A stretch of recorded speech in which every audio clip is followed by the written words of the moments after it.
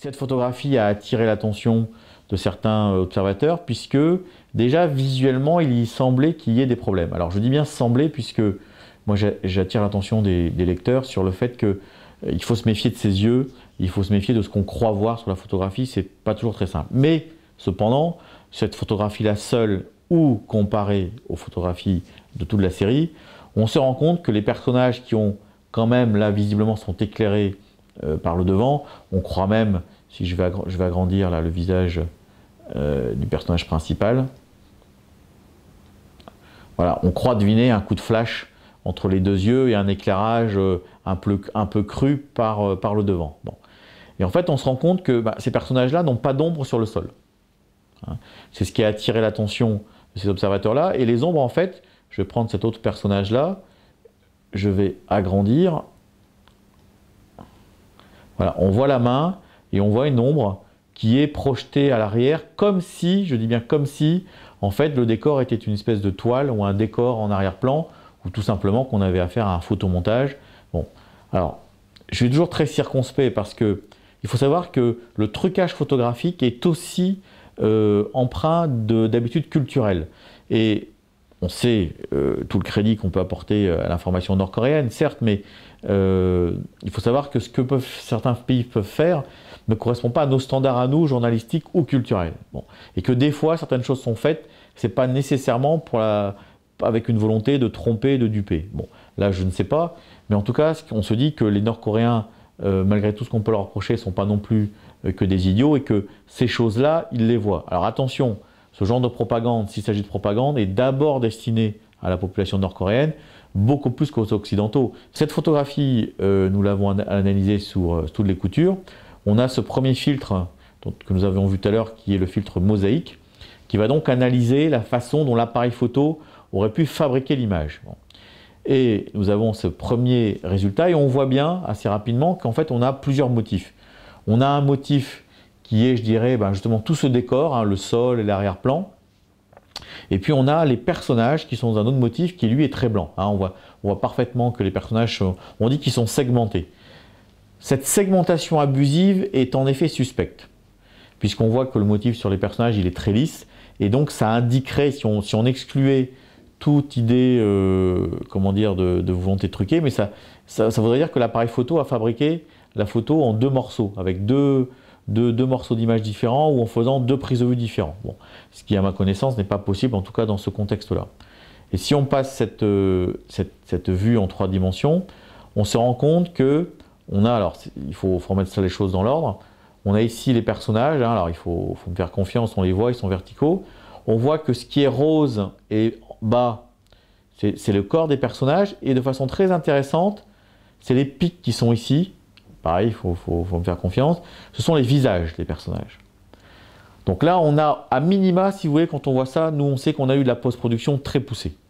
Là, même sans parler de patch, de photomontage, on sait qu'à minima, il y a eu un développement, une post-production qui est tellement importante, tellement poussée qu'on a détruit complètement la structure mathématique initiale du fichier. On a un autre filtre qui s'appelle Chrome, donc qui travaille sur le bruit photographique et qui a, c'est une nouveauté justement de la version 4, qui nous permet aujourd'hui de faire des vidéos. C'est-à-dire qu'en fait, on va générer un grand nombre de résultats et au lieu de laisser l'utilisateur seul devant ces résultats, on crée une vidéo, on assemble la vidéo et on le laisse parcourir librement ces résultats. On est même beaucoup comme le médecin qui a produit des scanners hein, et qui après explore les scanners. Donc là, j'ai créé ma vidéo et je la laisse se dérouler. Et ce qui est intéressant, c'est que comme on explore les paramètres, tout ce qui apparaît de la même couleur hein, dans la partie haute de la vidéo, ce sont en fait des altérations, des gestes techniques faits sur l'image qui sont de même nature et de même niveau. Et on voit donc apparaître de façon très claire des zones de couleurs différentes. On voit, c'est assez surprenant, on ne l'aurait pas vu comme ça sur l'image, que vous voyez ces petits points là, ces petits points de couleur, ce sont les décorations. Je vais vous remontrer l'image. Voilà. Ce sont en fait des placards ici, hein, ce qu'on appelle les placards, qui sont sur les bustes des militaires nord-coréens. Alors ça c'est un grand classique. Hein. On voit aussi que tous les corps des personnages, ce qui justement a attiré notre attention au départ, sont dans une espèce de motif très sombre, très lisse, et donc qui indique bien qu'il y a eu une post-production très poussée, très importante sur ces personnages-là. Et puis enfin, on peut faire apparaître de façon différentielle, ce sont les fameuses taches de couleur qui sont sur les visages ici, et qu'on voyait sous forme de pic tout à l'heure sur le filtre précédent.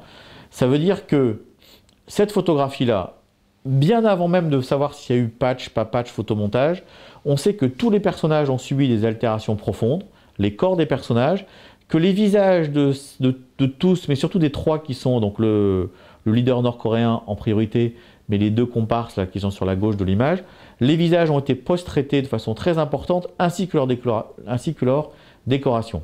Une des nouveautés de la version 4 de Tungsten, c'est un module d'analyse multispectrale qui lui-même inclut plusieurs sous-filtres. Alors on est assez content de nous, parce que ça sont quand même des travaux qui ont duré 14 mois. Et nous avons travaillé avec une école d'ingénieurs, qui est l'école supérieure des télécommunications, de Bretagne en l'occurrence, qui est basée à Brest, puisque ce sont des techniques qui viennent à l'origine de tout ce qui est imagerie satellitaire, donc observation de la Terre et puis de l'espace, où on a des capteurs très pointus, très particuliers, qu'il faut remodéliser, qu'il faut traiter après avant d'avoir une image exploitable. Et le pari qu'on a fait, c'est d'exporter ces techniques, qui au départ ne sont pas du tout faits pour ça, mais vers le domaine de la photographie, entre guillemets, grand public, et de la recherche des trucages des altérations.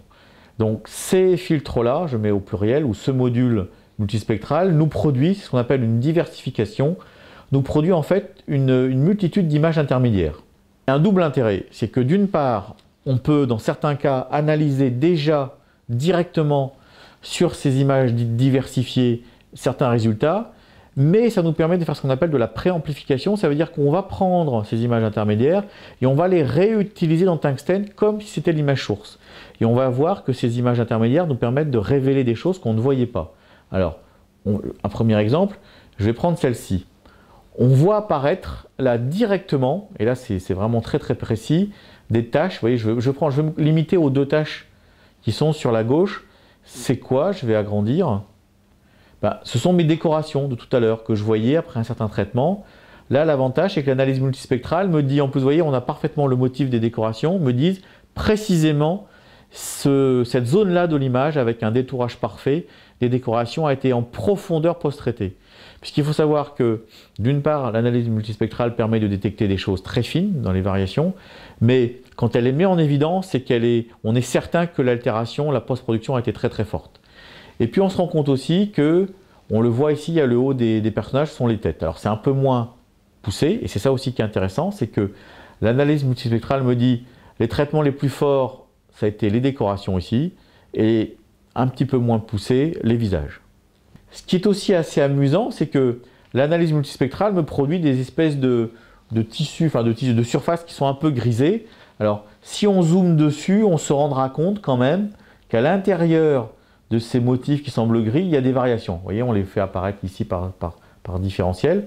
Et à l'intérieur de cette structure-là, en fait, il y a beaucoup d'informations. Vraiment, voilà, on a une autre ici, une autre vue. Et ce qu'on fait après, c'est qu'on se sert de ces images intermédiaires et on va les réutiliser en Tungsten, ce que je vais faire tout de suite. Et là, regardez, c'est vraiment intéressant. Le filtre nous dit ce qui est altéré de façon très profonde, c'est tout ce qui est en blanc. Je vais faire un léger ajustement de mes paramètres. Voilà. Donc on voit de façon très nette les décorations et on voit juste derrière les visages. Je vais vous le mettre en couleur. Voilà. Donc ça c'est un des paramètres, un des jeux de paramètres, pardon. Voilà. Vous voyez, ça nous permet de confirmer les premiers résultats. Le problème, c'est que ces images-là qui sont très altérées, il y a beaucoup d'artefacts. Alors des artefacts JPEG, mais il y a plein d'artefacts qui peuvent un peu brouiller la difficulté de la recherche d'altération. L'avantage de l'analyse multispectrale, c'est que ça filtre et ça réorganise. Ça veut dire que ça nous permet de voir ce qui est artefactique, de ce qui est vraiment lié à un geste de post-production, et ça nous dit tout ce qui est du même niveau. Et on découvre d'ailleurs que, outre les décorations, les visages, on voit que les mains aussi ont été post-traitées. D'accord ?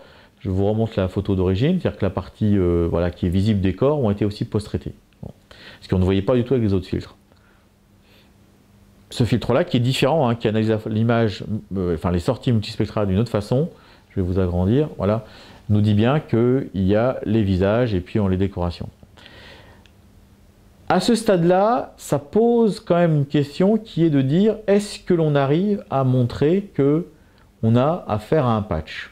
Donc quand je dis un patch, ça voudrait dire, des morceaux d'images qui auraient été réimportés. Très sincèrement, la question se pose. Bon. On a un filtre tout à l'heure qui s'appelle Mosaic qui nous dit tout se passe comme si on avait deux morceaux d'images, les corps des personnages et puis le reste. Et puis les autres filtres qui nous disent oui mais attention, ce qui est de plus marquant, de plus saillant, c'est pas l'ensemble des corps des personnages, c'est plutôt leur décoration pour les militaires, les visages et les mains. Donc c'est vrai, rien n'interdit d'avoir à la fois patché les personnages, et puis après d'avoir fait une post-production sur les visages. Personnellement, avec mon expérience de ce que je peux avoir, enfin de ce que je connais des images officielles nord-coréennes, je trouve que c'est un peu compliqué. C'est un peu compliqué pour, de toute façon, un événement qui semble avoir vraiment eu lieu, parce qu'on a, je ne vous ai pas montré, mais on a toute une série d'autres photographies.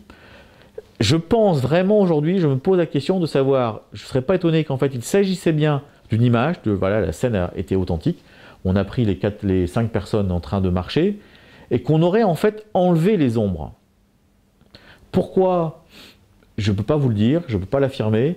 Est-ce que c'est pour renforcer le côté supérieur, divin du leader? Je ne sais pas, je n'ai pas d'explication. Mais la technologie tungstène me dit, alors, il y a beaucoup d'anomalies à tous les échelles, à tous les niveaux.